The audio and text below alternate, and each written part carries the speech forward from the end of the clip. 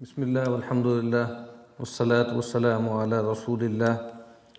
وعلی آلہ وصحبہ ومن والاه رب اشرح لی صدری ویسر لی امری واحلل عقدۃ من لسانی یفقہوا قولی اللہم انفعنا بما علمتنا وعلمنا ما ينفعنا وزدنا علما آمین یا رب العالمین۔ ریاض الصالحین میں ہمیں آج جس باب کا مطالعہ کرنا ہے اس کا عنوان ہے باب فی من سن سنتا حسنتا او سیئتا، کہ جس نے کوئی اچھا طریقہ، کوئی اچھا راستہ، کوئی اچھا چلن جاری کیا اور جس نے کوئی بری راہ ڈالی، کوئی بری طرح ڈالی۔ یعنی انسان اس دنیا میں جو زندگی بسر کرتا ہے، بہت سی چیزیں ایسی ہوتی ہیں جس کا تعلق اس کی ذات سے ہوتا ہے، اور بہت سی باتیں ایسی ہوتی ہیں کہ جس کا تعلق دوسرے لوگوں کے ساتھ بھی ہوتا ہے، اس کے اثرات دوسروں پر بھی پڑتے ہیں۔ اسی طریقے سے انسان کی جو سوانح ہے اس کے بھی دو حصے ہیں۔ ایک حصہ وہ ہے کہ جو اپنے حین حیات وہ گزارتا ہے، اپنی زندگی میں نیک اعمال کرتا ہے، بھلائیاں کرتا ہے، خیر کماتا ہے، اور کچھ حصہ وہ ہے جو اس کے مرنے کے بعد بھی جاری رہتا ہے۔ سورہ یاسین میں فرمایا کہ انا نحن نحیی الموتى ونکتب ما قدموا وآثارهم، بے شک ہم ہی ہیں جو مردوں کو جلاتے ہیں، جلائیں گے، اور ہم نے ہر چیز لکھ رکھی ہے، وہ بھی جو وہ آگے بھیج چکے اور وہ بھی جو ان کے نقش قدم ہیں، جو وہ پیچھے اپنے اثرات چھوڑ کر گئے۔ ورنہ ظاہری بات ہے،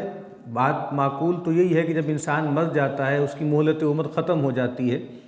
تو اس کا محاسبہ ہو جانا چاہیے، اس کا حساب کتاب ہو جانا چاہیے، اور اس کے بارے میں جنت یا جہنم کا فیصلہ بھی کر دینا چاہیے۔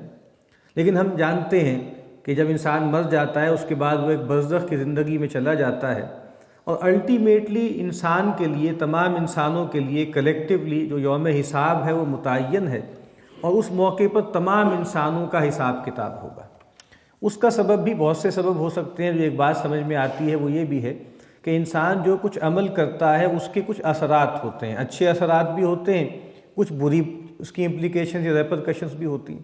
تو اللہ تعالیٰ چاہتے ہیں کہ ان تمام اثرات کو جمع کر لیں، اس کا کیومولیٹو ایفیکٹ جمع ہو جائے۔ اگر اس نے اچھے طریقے جاری کیے تھے، اچھی راہیں کھولی تھیں لوگوں کے لیے، تو وہ سارا خیر اس کے لیے جمع کر دیا جائے، اور اگر اس نے برائی کی راہیں کھولی تھیں، لوگوں کو برائیوں کا راستہ دکھایا تھا، تو جن جن لوگوں نے اس پر عمل کیا تھا وہ ساری برائیاں بھی جمع کر دی جائیں۔ طبرانی، معجم الطبرانی کی ایک روایت ہے، اس میں نبی اکرم صلی اللہ علیہ وسلم نے فرمایا کہ عند اللہ خزائن الخیر والشر، اللہ تعالیٰ کے ہاں خیر اور شر کے خزانے ہیں، کچھ ریزروائرز ہیں۔ فرمایا کہ وہ مفاتیحھا الرجال، اور وہ جو خزانے ہیں ان کی کنجیاں انسان ہیں، لوگ ہیں۔ یعنی خیر کے دروازے بھی ہیں، شر کے دروازے بھی ہیں، خیر کے خزانے بھی ہیں، شر کے خزانے بھی ہیں، اور ان کو کھولنے کی جو چابیاں ہیں وہ انسانوں کے ہاتھ میں ہیں۔ تو اللہ کے نبی صلی اللہ علیہ وسلم نے فرمایا کہ طوبیٰ لعبد جعلہ مفتاحا للخیر ومغلاقا للشر، بڑی بشارت ہے اس بندے کے لیے جس کو اللہ تعالیٰ نے خیر کا دروازہ کھولنے والا اور شر کا دروازہ بند کرنے والا بنا دیا۔ وَوَيْلٌ لِعَبْدٍ، اور بڑی تباہی ہے، بربادی ہے اس بندے کے لیے جَعَلَهُ مِفْتَاحًا لِلشَّرِّ وَمِغْلَاقًا لِلْخَيْرِ، اس کو اللہ تعالیٰ نے شر کا دروازہ کھولنے والا اور خیر کا دروازہ بند کرنے والا بنایا۔ تو یہاں پر اس باب میں بھی امام نووی علیہ رحمہ شروع میں قرآن مجید کی 2 آیات کے ٹکڑے لے کر آئے ہیں، اور اس کے بعد 2 روایتیں لے کر آئے ہیں۔ پہلی جو آیت ہے وہ سورہ فرقان کی ہے۔ اعوذ باللہ من الشیطان الرجیم، بسم اللہ الرحمن الرحیم۔ والذین یقولون ربنا ھب لنا من ازواجنا وذریاتنا قرۃ اعین وجعلنا للمتقین اماما، اور جو عباد الرحمن ہیں وہ یہ دعا کرتے رہتے ہیں کہ اے ہمارے رب، تو ہمیں عطا کر ہماری بیویوں اور ہماری اولاد میں سے آنکھوں کی ٹھنڈک، اور تو ہمیں متقین کا پیشوا بنانا۔ یعنی انسان کا جو خاندان ہے، اس کی جو اولاد ہے، اس کی جو نسلیں ہیں، قیامت کے دن گویا وہ ان کے پیشوا کے طور پر، امام کے طور پر آئے گا۔ تو وہ یہ کیا چاہتے ہیں؟ وہ یہ چاہتے ہیں کہ وہ خود بھی تقویٰ پر گامزن ہوں، خود بھی تقوی کی راہ اختیار کریں اور اپنے بیوی بچوں کو، اپنی اولاد کو، ان کو بھی تقوی کی راہ پر لگائیں۔ تو گویا اگر انسان اپنی اولاد کی اچھی تربیت کا معاملہ کرتا ہے تو گویا وہ ان کے لیے صدقہ جاریہ بن جائے گا۔ کوئی خاندان ہے، اس میں کوئی نیک آدمی پیدا ہو، کوئی عالم دین ہو، کوئی اللہ والا ہو، اور وہ خاندان خیر پر نہ ہو، برائی کی راہوں پر ہو، دین سے غافل ہو، اور اس شخص کی وجہ سے وہ پورا خاندان خیر پر آ جائے اور اس کی کئی نسلیں جو ہیں وہ خیر کی راہ اختیار کر لیں، تو یہ بہت بڑی نعمت ہے، بہت بڑی اللہ کی طرف سے فضیلت ہے۔ کیونکہ نبی اکرم صلی اللہ علیہ وسلم نے فرمایا کہ اذا مات الانسان انقطع عنہ عملہ، جب انسان فوت ہو جاتا ہے تو اس سے اس کا عمل منقطع ہو جاتا ہے، الا من ثلاث، سوائے 3 چیزوں کے، اور ان 3 چیزوں میں سے ایک یہ بھی ہے کہ ولد صالح یدعو لہ، کوئی نیک اولاد جو اس کے لیے دعا کرتی۔ تو انسان اپنے خاندان میں، اپنے گھر میں اگر اچھے رواج ڈالے گا، اچھی راہیں نکالے گا، تو اس کے مرنے کے بعد بھی اس کو اس کا اجر ملتا رہے گا۔ دوسرا سورہ انبیاء کی آیت نمبر 73 کا ایک حصہ ہے، وَجَعَلْنَاهُمْ أَئِمَّةً يَهْدُونَ بِأَمْرِنَا، اور ہم نے ان کو بنا دیا پیشوا، اور وہ ہمارے حکم کے ساتھ لوگوں کی رہنمائی کرتے تھے۔ یعنی وہ لوگ کہ جو ان کو ہم نے پیشوا بنا دیا، امام بنا دیا، اور وہ خیر کی راہیں کھولتے تھے، لوگوں کو دین کی طرف مائل کرتے تھے۔ اسی لیے ہم دیکھتے ہیں کہ اسلام میں اس شخص کا کہ جو خلیفہ ہو، جو حاکم ہو، اور پھر وہ عدل پر قائم ہو اور پھر لوگوں کو خیر کی طرف لے کر آئے، اس کی بڑی فضیلت ہے۔ نبی اکرم صلی اللہ علیہ وسلم نے فرمایا کہ 7 قسم کے اشخاص جن کو اللہ تعالیٰ قیامت کے دن اپنے عرش کے سائے میں جگہ دے گا، جس دن اللہ کے عرش کے سائے کے سوا کوئی سایہ نہیں ہوگا، اس میں ایک الامام العادل، ایک ایسا امام، ایک ایسا پیشوا، ایک ایسا حکمران کہ جو عادل ہے، جو عدل کی راہ پر چلتا ہے اور لوگوں کو دین کے مطابق گورن کرتا ہے۔ اس کے بعد جو روایت ہے، طویل ایک روایت ہے صحیح مسلم کی، عن ابی عمرو جریر ابن عبداللہ رضی اللہ تعالی عنہ قال، سیدنا ابو عمرو جریر بن عبداللہ رضی اللہ تعالی عنہ فرماتے ہیں، کننا فی صدر النہار عند رسول اللہ صلی اللہ علیہ وسلم، ہم دن کے ابتدائی حصے میں، پہلے حصے میں رسول اللہ صلی اللہ علیہ وسلم کی خدمت میں حاضر تھے، آپ کے ہاں ہم جو ہے وہ بیٹھے ہوئے تھے، مجلس لگی ہوئی تھی۔ فجاءہ قوم عراۃ مجتاب النمار او العبا متقلد السیوف، تو کچھ لوگ آئے اور وہ ایسے لوگ تھے کہ نیم برہنہ تھے، ان کے پاس تن ڈھانپنے کا کپڑا نہیں تھا، انہوں نے کوئی دھاری دار چادر اوڑی ہوئی تھی یا کوئی کمبل سا اوڑا ہوا تھا، چھوٹی سی چادر تھی جس سے بمشکل ان کا سطر جو ہے وہ ڈھپا ہوا تھا اور کافی جسم کا حصہ اریاں تھا۔ انہوں نے اپنی گردنوں میں تلواریں لٹکائی ہوئی تھیں۔ عامتہم من مدر بل کلہم من مدر، راوی کہتے ہیں کہ زیادہ تر لوگ ان میں سے قبیلہ مضر سے تھے، بلکہ پھر کہتے ہیں کہ نہیں، تقریباً سارے ہی قبیلہ مضر کے تھے، مضر ایک قبیلہ ہے اس کے تھے وہ لوگ، اور بہت ہی پھٹے حالوں میں، تن ڈھانپنے کو کپڑے نہیں ہیں، تلواریں گردنوں میں لٹکائی ہوئی ہیں، چہرے پہ فاقے کے اثرات ہیں۔ فَتَمَّعَرَ وَجْهَ رسول اللہ صلی اللہ علیہ وسلم لما رآ بہم من الفاقہ، جب رسول اللہ صلی اللہ علیہ وسلم نے ان لوگوں کو دیکھا اس پھٹے حال میں، ان کے اندر فاقے کے اثرات دیکھے، تو رسول اللہ صلی اللہ علیہ وسلم کا چہرہ مبارک متغیر ہو گیا، آپ صلی اللہ علیہ وسلم کے چہرے پہ کرب کے، غم کے اثرات ظاہر ہو گئے۔ یعنی ایک تو خیر ان کو دیکھ کر کہ کتنے پھٹے حالوں میں ہیں، مشکل میں ہے، بیماری میں ہیں، بھوک میں ہیں، کپڑا نہیں ہے ان کے پاس، اور اس غم سے بھی کہ ان کے جو اغنیاء تھے انہوں نے ان کے ساتھ ہمدردی کا معاملہ کیوں نہیں کیا، انہوں نے ان کا خیال کیوں نہیں رکھا، تو رسول اللہ صلی اللہ علیہ وسلم کے چہرے پہ کرب کے اثرات ظاہر ہوئے۔ فدخل ثم خرج، اب یہ 2 الفاظ ہیں، فدخل ثم خرج، آپ داخل ہوئے اور پھر باہر نکل آئے۔ یعنی جب نبی اکرم صلی اللہ علیہ وسلم نے دیکھا کہ وہ لوگ برے حال میں ہیں، پھٹے حال میں ہیں، تو سب سے پہلے رسول اللہ صلی اللہ علیہ وسلم نے اپنے گھر میں جھانکا، یعنی حجرہ مبارک میں تشریف لے گئے اور وہاں جا کے پوچھا ہوگا کہ بھئی کوئی فالتو چیز ہے، کوئی زائد چیز ہے، کوئی کپڑا ہے، کوئی کھانا ہے کہ جو ہم ان کو دے سکیں، تو آپ گھر تشریف لے گئے اور باہر آ گئے۔ اور ایسا ہی لگتا ہے کہ چونکہ رسول اللہ صلی اللہ علیہ وسلم کے تو اپنے ہاں کئی کئی دن کے فاقے ہوتے تھے، تو سب سے پہلے آپ اپنے گھر تشریف لے گئے اور پھر باہر واپس آئے۔ ثم فأمر بلالا فأذن وأقام، پھر نبی اکرم صلی اللہ علیہ وسلم نے سیدنا بلال رضی اللہ تعالیٰ عنہ کے بارے میں حکم فرمایا کہ ان کو بلایا جائے۔ وہ آئے، سیدنا بلال رضی اللہ تعالیٰ عنہ نے آذان دی، اقامت کہی، فصلی، پھر رسول اللہ صلی اللہ علیہ وسلم نے نماز پڑھائی، اور زیادہ امکان یہ کہ ظہر کی نماز رسول اللہ صلی اللہ علیہ وسلم نے پڑھائی۔ ثم خطب، پھر نبی اکرم صلی اللہ علیہ وسلم نے کھڑے ہو کر لوگوں کو خطبہ ارشاد فرمایا، اور قرآن مجید کے 2 مقامات سے 2 آیتیں آپ نے تلاوت فرمائی۔ پہلی آیت جو ہے وہ سورہ نساء کی پہلی آیت ہے کہ یا ایھا الناس اتقوا ربکم الذی خلقکم من نفس واحدہ، اے انسانوں اپنے رب کا تقوی اختیار کرو جس نے تمہیں ایک جان سے پیدا کیا، وخلق منہا زوجہا، اور اسی سے اس کا جوڑا پیدا کیا، وبث منہما رجالا کثیرا ونساء، اور ان دونوں سے کثیر تعداد میں مردوں اور عورتوں کو زمین میں پھیلا دیا۔ واتقوا اللہ الذی تساءلون بہ والارحام، دیکھو اللہ کا تقوی اختیار کرو جس کے نام پر تم ایک دوسرے سے سوال کرتے ہو، والارحام، اور رحمی رشتوں کے معاملے میں اللہ سے ڈرو، ان کا لحاظ کرو، ان اللہ کان علیکم رقیبا، بے شک اللہ تعالیٰ تم پر نگہبان ہے۔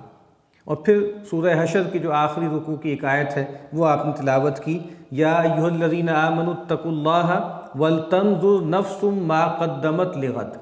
اے وہ لوگوں جو ایمان لائے ہو اللہ کا تقوی اختیار کرو، اور تم میں سے ہر جان یہ دیکھتی رہے کہ وہ کل کے لیے کیا بھیج رہی ہے، اور کہا کہ دیکھو اللہ کا تقوی اختیار کرو، جو کچھ کہ تم عمل کرتے ہو اللہ اس سے باخبر ہے۔ تو 2 آیتیں آپ نے منتخب کی۔ پہلی آیت میں یہ بات واضح کی گئی تھی کہ دیکھو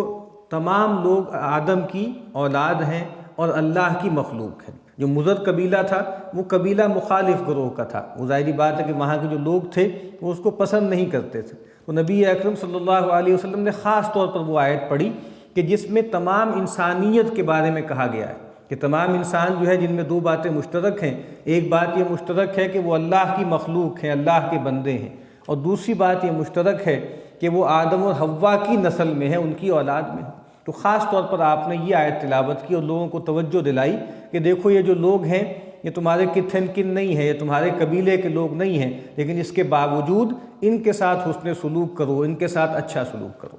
اور دوسری جو آیت ہے سورہ حشر کی، اس میں اس حوالے سے بتایا کہ دیکھو لوگو، اب جو بھی تم ان پہ خرچ کرو گے، جو بھی انفاق کرو گے، وہ کل تمہارے کام آئے گا۔ جو تمہارا اصل مستقبل ہے، تمہارا کل ہے، اس کے لیے دیکھو کہ تم نے آگے کیا جو ہے وہ بھجوایا۔ تو پہلے آپ نے 2 یہ آیات تلاوت فرمائی، پھر فرمایا کہ تصدق رجل من دینارہ من درہمہ من ثوبہ من صاع برہ من صاع تمرہ حتی قال ولو بشق تمرۃ، فرمایا کہ چاہیے انسان کو، لوگوں کو چاہیے کہ وہ صدقہ کریں، درہم میں سے صدقہ کریں، دینار صدقہ کریں، پھر فرمایا کہ کوئی ایک پیمانہ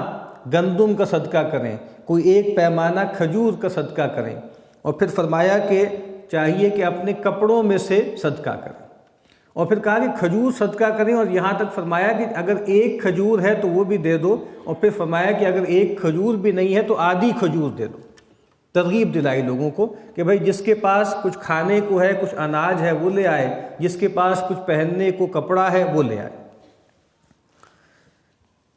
فجاء رجل من الانصار بسرۃ کادت کفہ تعجز عنہا، اب راوی کہتے ہیں کہ ایک انصاری صحابی اٹھے آپ صلی اللہ علیہ وسلم کی ترغیب دلانے پر، اور گھر گئے اور جا کر جو ہے وہ ایک تھیلی لے کر آئے،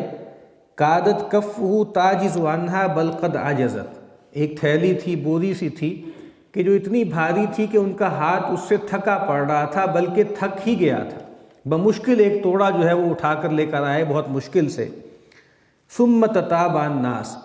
اور ان کو دیکھ کر ایک کے بعد ایک لوگ اٹھتے چلے گئے اور اپنی اپنی چیزیں لاتے چلے گئے، حتی رأیت قومین من طعام وثیاب، یہاں تک کہ کہتے ہیں کہ میں نے 2 ڈھیر دیکھے، ایک ڈھیر جو ہے وہ کپڑوں کا تھا اور ایک ڈھیر جو تھا وہ اناج کا تھا۔ حتی رأیت وجہ رسول اللہ صلی اللہ علیہ وسلم یتہلل کأنہ مذہبۃ، اب جریر کہتے ہیں کہ یہاں تک کہ جب رسول اللہ صلی اللہ علیہ وسلم نے دیکھا کہ لوگوں نے میری ترغیب دلانے پر انفاق کیا ہے اور ڈھیر لگ گئے ہیں، ایک ڈھیر جو ہے وہ اناج کا لگ گیا ہے اور ایک ڈھیر کپڑوں کا لگ گیا ہے، تو رسول اللہ صلی اللہ علیہ وسلم کا چہرہ مبارک چمکنے لگا، گویا کہ جیسے وہ سونا ہے، سونے کی طرح چمکنے کا، یعنی چہرہ تمتمانے لگا خوشی سے۔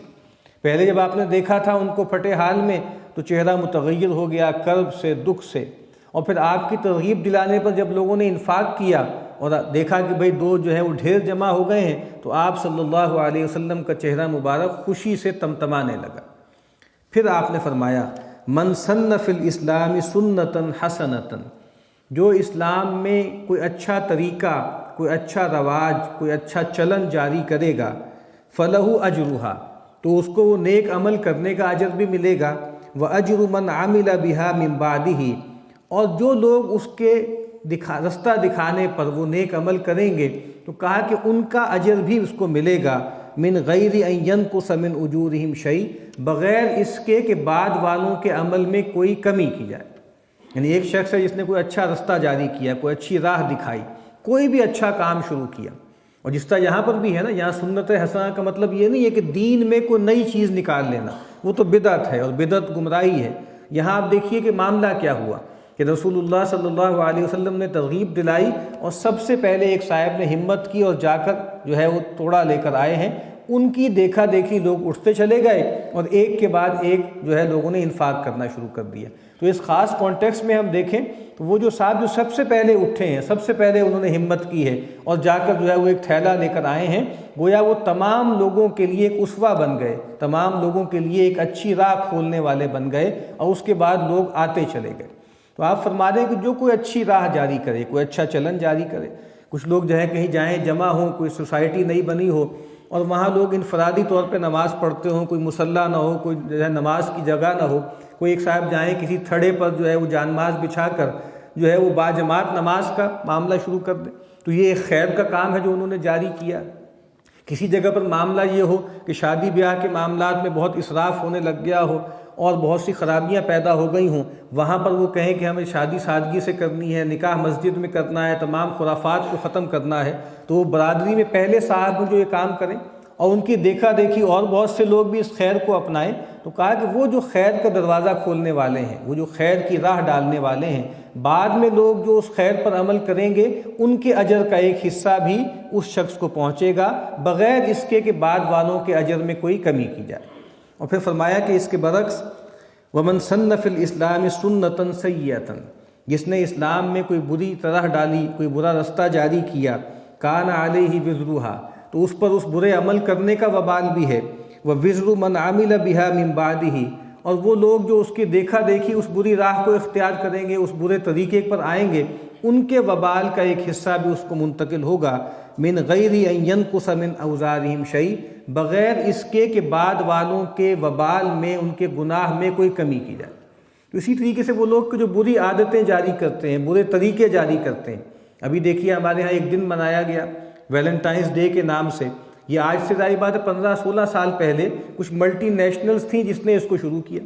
ہمارا سماج، ہمارا دین، ہماری روایت اس طرح کے رسومات کو قبول ہی نہیں کرتی، لیکن کچھ ملٹی نیشنلز آئیں، انہوں نے اس کلچر کو فروغ دیا اور آہستہ آہستہ آہستہ آہستہ وہ بات بہت زیادہ عام ہو چکی۔ تو اب جن لوگوں نے یہ بری بات ڈالی ہے، بری طرح ڈالی ہے، بری رسم کا آغاز کیا ہے، جب تک لوگ اس پر عمل کرتے رہیں گے ان کا وبال کم نہیں ہوگا، لیکن جنہوں نے اس کو شروع کیا تھا، انیشیٹ کیا تھا، ان کا وبال کئی گنا بڑھ جائے گا،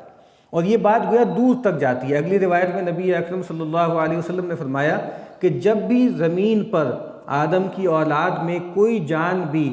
مظلومانہ ماری جاتی ہے، کسی کو قتل کیا جاتا ہے ظلم کے ساتھ، تو اللہ کے نبی نے فرمایا کہ جو آدم کا پہلا بیٹا تھا اس پر اس کے لہو کا ایک حصہ پہنچتا ہے۔ کیوں؟ لِأَنَّهُ أَوَّلَ مَنْ سَنَّ الْقَتْلِ، کیونکہ وہ شخص وہ تھا کہ جس نے سب سے پہلے قتل کی سنت جاری کی۔ یعنی آدم کے 2 بیٹوں میں سے جو ایک قاتل تھا، جو قابیل جن کا ذکر آتا ہے، تو کہا کہ انہوں نے قتل کی سنت جاری کی، تو کہا قیامت تک جو بھی قتل ہوں گے اور ظالمانہ طریقے سے لوگوں کو مارا جائے گا، تو کہا کہ آدم کے پہلے بیٹے پر اس خون کا ایک حصہ پہنچے گا۔